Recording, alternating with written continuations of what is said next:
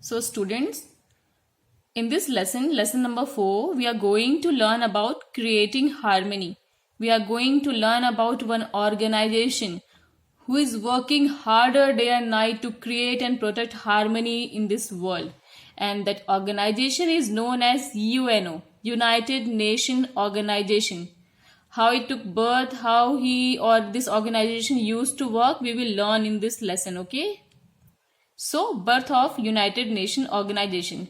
It is clear from the name itself that UN is an organization of independent nations brought together to encourage peace and cooperation among nations. The logo of the world map on its flag represents all the people and the countries of the world. The olive branches around the world map are a symbol of peace. White and blue are the official color of the United Nations. How the UNO began, how it started.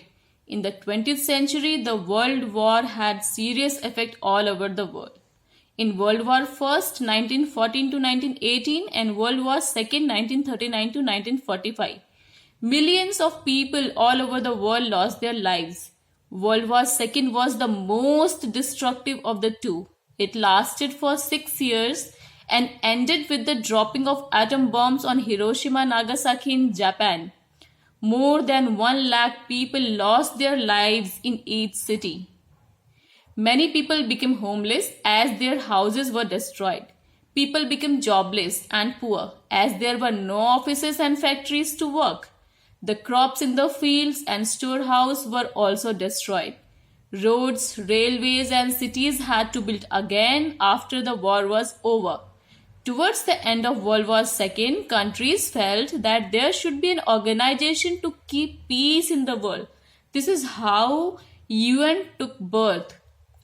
And what is the work of UN? What is the job of UN?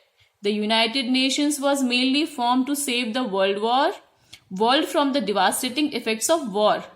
So the main aim of the UN is to keep world peace by stopping war and conflict.